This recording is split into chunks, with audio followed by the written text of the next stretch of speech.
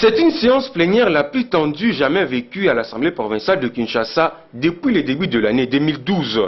Au-delà du débat très houleux sur l'interpellation du directeur général de la 2GRK convoqué à la suite d'une motion initiée par l'honorable Henri Itoka, la séance plénière de ce mercredi à l'Assemblée provinciale de Kinshasa a décidément résolu de clore avec l'affaire des députés provinciaux jugés irréguliers pour avoir quitté délibérément leur parti politique.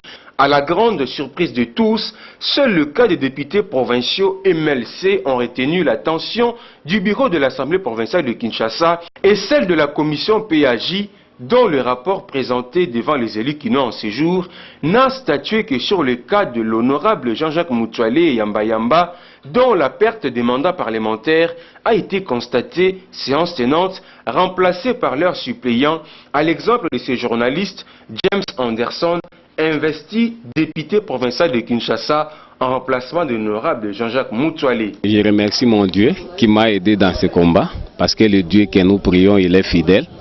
Et c'est un Dieu de justice et de vérité.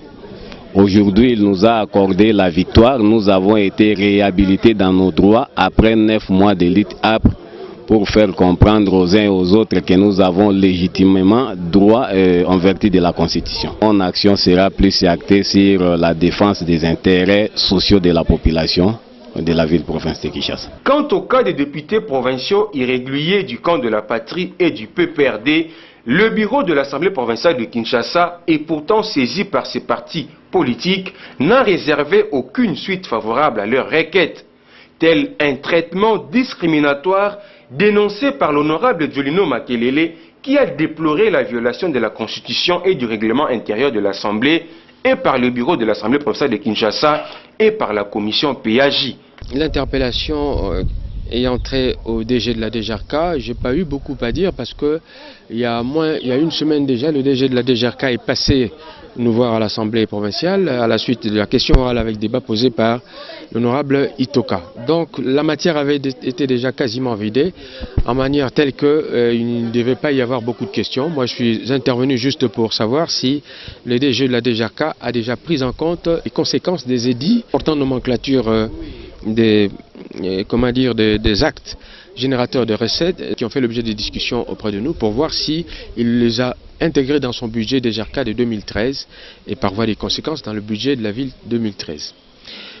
Pour ce qui est de la validation des mandats, je suis intervenu avec énergie, dois-je le rappeler, pour montrer que la démarche de la commission PAJ me paraît entachée d'irrégularité, ou plus exactement d'anticonstitutionnalité. Pourquoi?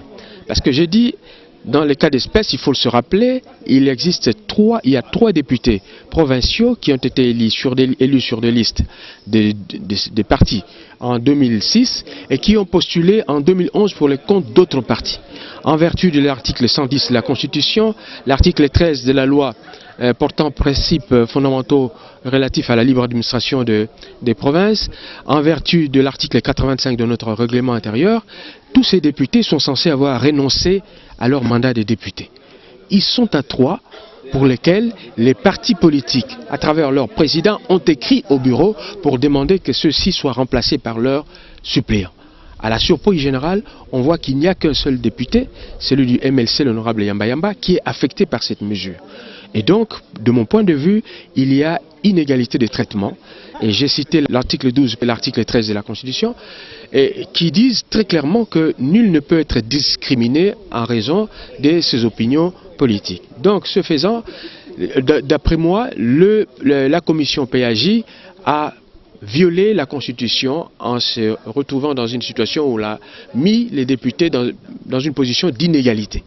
C'est-à-dire qu'on a invalidé l'honorable Yamba Yamba, qui est dans la même situation que l'honorable Rosita, que l'honorable Nsango. Mais on a laissé les 2 autres pour des raisons que les gens peuvent très bien comprendre. En ce qui concerne l'honorable Jean-Jacques Moutoualé. Jean-Jacques Moutoualé, comme vous le savez, député provincial, il a postulé pour le compte du même parti MLC en 2011. La CNI l'a déclaré provisoirement élu. Et il a été obligé de faire le choix entre les deux mandats, député national ou député provincial. Il a choisi la députation nationale. Et quelques temps plus tard, la Cour suprême l'a invalidé. Or, dans notre droit positif, c'est la Cour suprême qui proclame les résultats définitifs. Les résultats de la CENI ne sont que des résultats provisoires. Et en tant que résultats provisoires, ils peuvent être réformés par la Cour suprême, ce que la Cour suprême, en l'espèce, a fait. Dès lors que la Cour suprême a déclaré M. Mutwale comme n'étant pas député, tout ce qu'il a pu avoir comme position en faisant par exemple le choix de rester député national, ça n'existe plus, ça manque de pertinence. Parce que comme dit le président Kengo Adondo, cette décision opère ex tunc. Donc depuis le début de l'élection, on doit considérer que l'honorable Jean-Jacques Mutwale n'a jamais été député. Puisqu'il n'a jamais été député, il pouvait donc pas prendre une option pour rester député national ou député provincial. Donc il est resté en réalité député provincial. Moi je pense que le choix qui a été fait me paraît un peu discriminatoire et en tout cas viole les prescrits légaux et même constitutionnels en la matière. Qu'adviendra-t-il après cette situation déplorable qui ne fait pas honneur à la République? La question reste pendante, sinon aux partis politiques victimes et défiés par le bureau, présidé par l'honorable Roger Ntingui, de prendre leurs responsabilités. L'affaire reste à suivre et de près.